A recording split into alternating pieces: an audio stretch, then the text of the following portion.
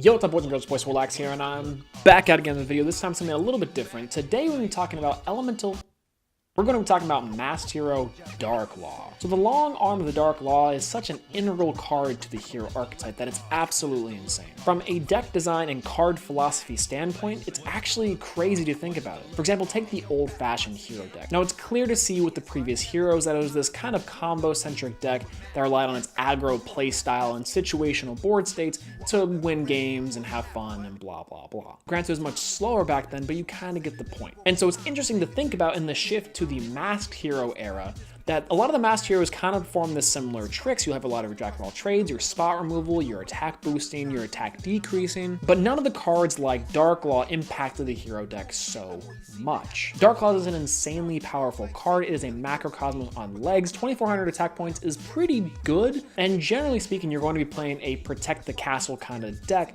That way you can keep Dark Law out as long as possible and reap so much reward. Dark Law is such an imposing figure on the field itself. It can sometimes just auto-win you games. It is crazy to think about the impact that this card alone has on the field, especially with it being super easy to summon and pretty consistent that you can summon inside of the hero deck. Now compare this to something like Masked Hero Acid or something like Absolute Zero. These two cards are kind of like your classic hero deck, and the fact that they're the jack of all trades. One does back removal Harpy's Feather Duster style, and one does monster removal Raigeki style. Now these two cards aren't bad, and they're probably the best fusion heroes under Dark Law, but you don't necessarily see whole decks based around Acid or Absolute Zero. Now the difference between these two cards in Dark Law is that people play against Acid, people play against Absolute Zero, but they play around Dark Law. That's the crazy thing about the evolution of the hero deck, is that it went from this combo-centric aggro style deck to this more protect the castle defensive deck that will ultimately win you the game in the long run and sometimes win you the game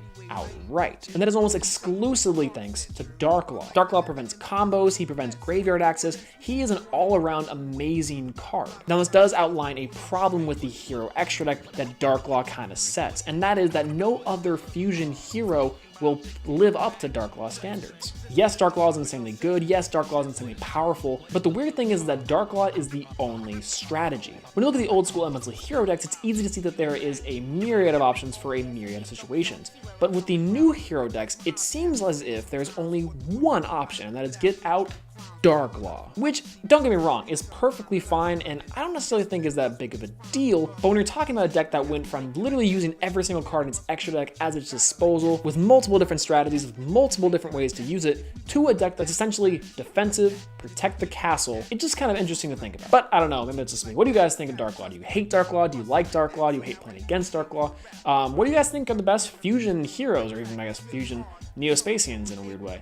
Yeah, let me know in the comments down below, and if you guys like the video, make sure to leave it a like, and if you want to see more, please subscribe. I've got a lot more videos coming down later on, so if you want to stay tuned, then do that. But that's all I gotta say. Yeah, peace out.